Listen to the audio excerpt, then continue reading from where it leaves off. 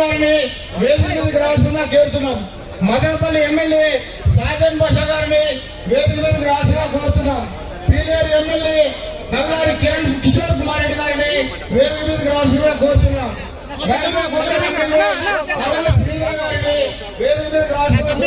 Bharatiya Janata party రథసారథి అయిన Bharatiya Janata party రాష్ట్ర అధ్యక్షులు పివిఎన్ మాధవ్ గారు, ఆ తర్వాత మనకందరికీ కూడా సుపరిచితులు మన ఆంధ్ర రాష్ట్రం ఉమ్మడి మాజీ ముఖ్యమంత్రి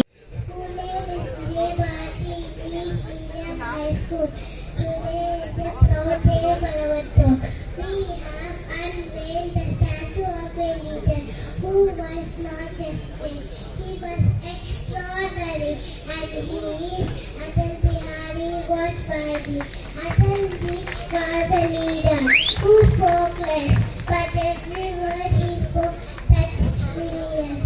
His voice had truth, his heart had courage, his life had only one message: India first. Atalji taught us a leader is not the one who stands in the front. A leader is the one who stands for the people. He showed the world the power is not in the anger. The power is in patience, vision, and goodness. For children like me, Atalji is a guiding light. Today, as his statue stands in our town, it reminds us every day to be kind and to love our country with all our heart. With deep respect, I salute Atal Bihari Vajpayee. Thank you. Namaste. के अवसर पर आज मंच पर आसीन Bharatiya Janata party के जुझारू, कर्मठ और बहुत ही उत्साही प्रदेश के अध्यक्ष, युवा अध्यक्ष, youth icon Shri PVN Madhav ji, जिलाध्यक्ष भाजपा श्री साई लोकेश कुमार जी, पूर्व मुख्यमंत्री आंध्र प्रदेश श्री किरण कुमार रेड्डी जी, हेल्थ मिनिस्टर आंध्र प्रदेश हमारे मित्र श्री सत्य कुमार यादव जी, श्रीमती जाकिया खान जी, डिप्टी स्पीकर श्री अरावा श्रीधर जी, विधायक Shri P Ramesh Naidu ji, chairman Shri Dinakar Lanka ji, chairman Shri Nagot Ramesh Naidu ji, प्रदेश संयोजक अटल बस एवं माननीय प्रदेश महामंत्री श्री चंद्रमौली जी, और हमारे सभी अभी हमारे यूथ के विधायक हैं, नाम बता दिया, और सारे जितने हमारे मंच पर सभी नेतागण। मैं सबसे पहले तो जिन्होंने हमारा राष्ट्रगान, आप बोलेंगे, हमारे राष्ट्रगान जनगण मन का इसी धरती पर बीटी कॉलेज मदनपल्ली में रविंद्रनाथ टैगोर जी द्वारा बंगाली भाषा से अंग्रेजी में अनुवाद किया। मैं देवभूमि उत्तराखंड के मुख्य सेवक के रूप में देवभूमि से चलकर आप सबके बीच में आया हूं। इस धरती को मैं प्रणाम करता हूं और भारतीय राजनीति के अजात शत्रु, ओजस्वी वक्ता, कवि, युग दृष्टा और राष्ट्र नायक भारत रत्न पंडित अटल बिहारी वाजपेयी जी को भी कोटि कोटि नमन करते हुए उनको भावांजलि अर्पित करता हूं। అటల్ మోడీ సుపరిపాలన యాత్ర సందర్భంగా వేదిక మీద ఉన్న పెద్దలకి, ఈ కార్యక్రమానికి విచ్చేసిన మదనపల్లె పట్టణ వాసులకి నమస్కారాలు తెలియజేస్తూనే, నేను దేవభూమిగా పేర్కొనబడుతున్న ఉత్తరాఖండ్ నుంచి ఆ రాష్ట్ర ప్రధాన సేవకుడిగా ఇవాళ మదనపల్లికి వచ్చాను. అదే సమయంలో రవీంద్రనాథ్ ఠాగూర్ గారు బంగాళీలో రాసిన జనగణమనని ఇదే ప్రాంతం నుంచి ఇంగ్లీష్లోకి వారు అనువాదం చేశారని తెలిసింది. ఆ పుణ్యభూమి నుంచి వచ్చిన నేను ఈ పుణ్యభూమికి నమస్కారాలు తెలియజేస్తున్నాను. श्रद्धेय अटल बिहारी वाजपेयी जी के जन्म शताब्दी वर्ष के अवसर पर आंध्र प्रदेश भारतीय जनता पार्टी द्वारा आयोजित अटल मोदी सुशासन यात्रा में मैं आप सभी महानुभावों का इतनी बड़ी संख्या में मैं देख रहा हूं और लगातार पिछले 2.5-3 घंटे से मैं भी लगातार यात्रा में हूं और बड़ी संख्या में लोग इस यात्रा में जुड़े हैं। आप सबके बीच में आकर मुझे भी बहुत गौरव की अनुभूति हो रही है। అటల్ బిహారీ వాజ్పేయి గారు అంటే ఒక నిష్కలంక నేత, ఒక కవి పుంగవుడు, ఒక అభివృద్ధి ప్రదాత. అటువంటి అటల్ బిహారీ వాజ్పేయి గారి జయంతి ఉత్సవాల సందర్భంగా మదనపల్లికి రావడం, మీరు చాలాసేపటి నుంచి చాలా ఉత్సాహంగా కూర్చొని ఉన్నారు. మీ అందరినీ నేను గమనిస్తున్నాను. ఈ సందర్భంగా మీ అందరినీ ఉద్దేశించి మాట్లాడడం నాకు చాలా సంతోషాన్ని కలిగిస్తున్నది. मुझे ये जानकर भी अत्यंत खुशी हो रही है कि आंध्र प्रदेश भारतीय जनता पार्टी द्वारा 11 दिसंबर से लेकर 25 दिसंबर तक श्रद्धेय अटल जी की जयंती तक इस सुशासन यात्रा का पूरे राज्य के अंदर प्रत्येक जिले में सुशासन, सेवा और विकास के संकल्प को जन जन तक पहुंचाने का महत्वपूर्ण कार्य किया जाएगा। నాకు ఈ విషయం విని చాలా సంతోషం వేసింది. అటల్ బిహారీ వాజ్పేయి గారి శత జయంతి ఉత్సవాల సందర్భంగా ఈ నెల 11వ తారీఖు ప్రారంభమైన యాత్ర ప్రతి జిల్లా నుండి వెళ్తూ ప్రజలకి సేవ, సుపరిపాలన అనే సంకల్పాన్ని, అభివృద్ధి అనే సంకల్పాన్ని ప్రజల్లోకి తీసుకెళ్లే దిశగా యాత్ర సాగుతున్న సంతోషంగా ఉన్నది. साथ ही यह भी बहुत शानदार काम इस अवसर पर आंध्र प्रदेश भारतीय जनता पार्टी के द्वारा प्रत्येक जिले में अटल बिहारी वाजपेयी जी की प्रतिमाओं की स्थापना की जा रही है। ఇంకొక గొప్ప విషయం ఏంటంటే ఈ యాత్ర సందర్భంగా యాత్ర సాగుతున్న ప్రతి జిల్లాలోనూ కూడా అటల్ బిహారీ వాజ్పేయి గారి విగ్రహావిష్కరణ కూడా జరుగుతున్నది. ये मेरा भी सौभाग्य है कि आज मुझे भी अन्नामैया सर्किल में देश के महान राजनेता, कुशल वक्ता, कुशल प्रशासक, हमारे प्रेरणा स्रोत अटल बिहारी वाजपेयी जी की प्रतिमा के अनावरण का आज प्रदेश अध्यक्ष जी, हेल्थ मिनिस्टर और हमारे सभी नेताओं के साथ मुझे भी आज प्रतिमा के अनावरण का शुभ अवसर प्राप्त हुआ। దేశంలోనే అత్యంత వాగ్దాటి కలిగిన నేతగా, ఒక సుపరిపాలన ఇచ్చిన అభివృద్ధి ప్రదాతగా ఉంటున్న అటల్ బిహారీ వాజ్పేయి గారి విగ్రహావిష్కరణ నాకు కూడా ఇవాళ అన్నమయ్య సర్కిల్లో అందరితో నాయకులతో కలిసి చేసే అవకాశం కల్పించడం నాకు మహద్భాగ్యంగా నేను భావిస్తున్నాను. इसके लिए मैं आंध्र प्रदेश भारतीय जनता पार्टी के प्रदेश के अध्यक्ष श्री PBN माधव जी, हमारे मिनिस्टर श्री सत्या जी, सभी हमारे विधायकगण, यात्रा के प्रभारी, प्रदेश महामंत्री और इस आयोजन को सफल बनाने वाले सभी कार्यकर्ताओं का मैं हृदय तल से आभार व्यक्त करता हूं।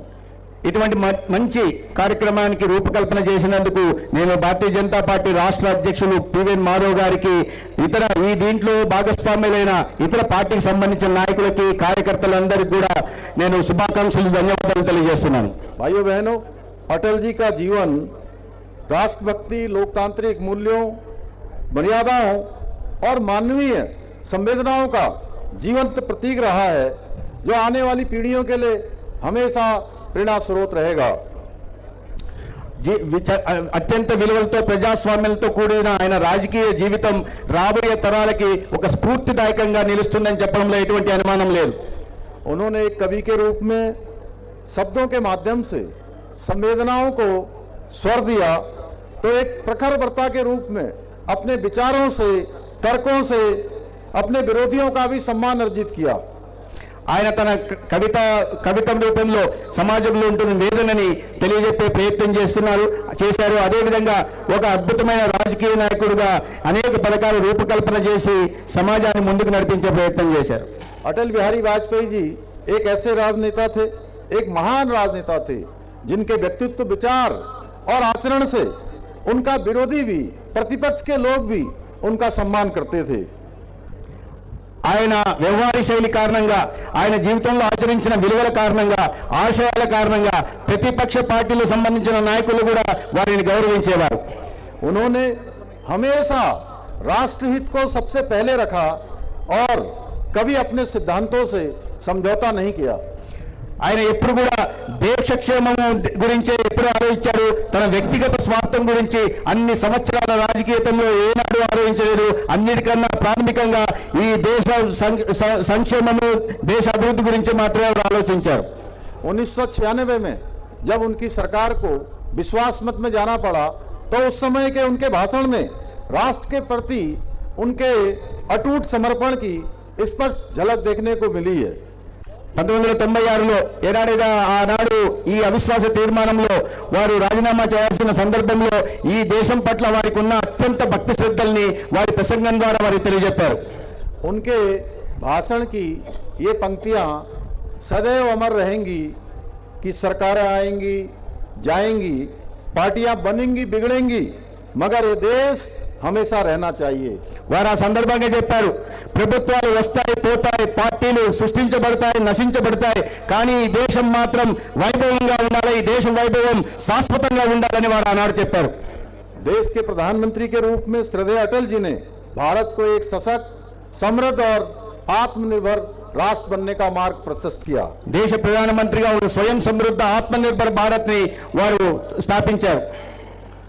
परमाणु का पोखरण का परीक्षण से लेकर स्वर्णिम चतुर्भुज योजना, ग्राम सड़क योजना से लेकर दूर संचार की क्रांति तक प्रत्येक निर्णय ने भारत को एक नई दिशा देने का काम किया. వారు ప్రధానమంత్రిగా గ్రామీణ రహదారులు నిర్మించడం కానీ, హైవేలు స్వర్ణ చతుర్భుజ పేరుతో హైవేల నిర్మాణం చేయడం కానీ, అదేవిధంగా ఈ టెలికాం విప్లవం తీసుకొచ్చి దేశ స్థితిగతులు మార్చే ప్రయత్నం చేశారు. उन्होंने देश में सबसे पहले एक गठबंधन की सरकार का सफलतापूर्वक कार्यकाल पूरा किया और ये सिद्ध किया कि यदि एक उद्देश्य राष्ट्र की प्रगति और उत्थान का हो, राष्ट्र की सफलता का हो, तो बहुत सारे दल मिलकर भी सरकार चला सकते हैं.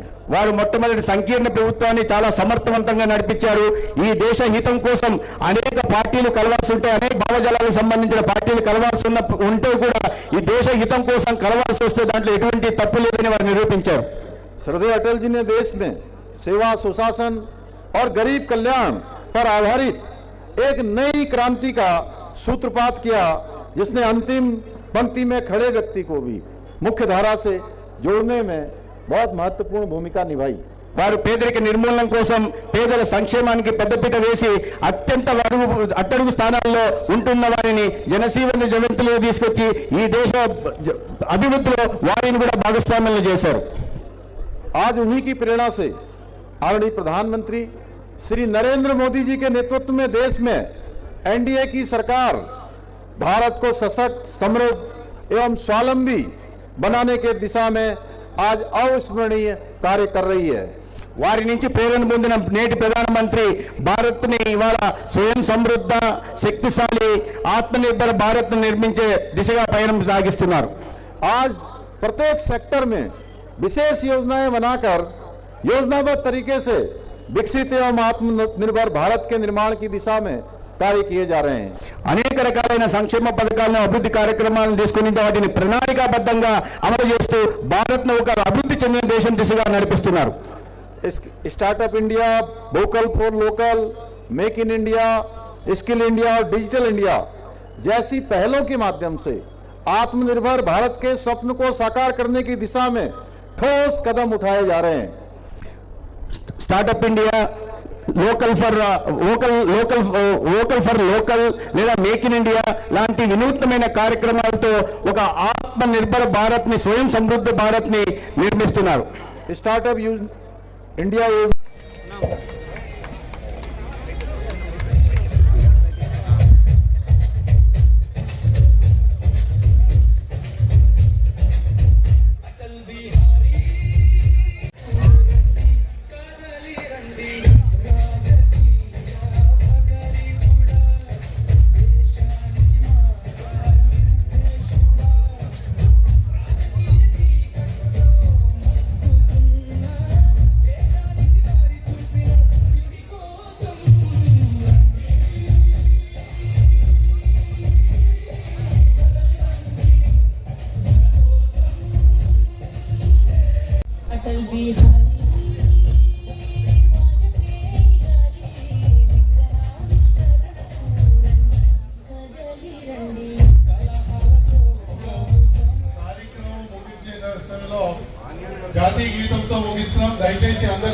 లేచి నిలబడవలసిందిగా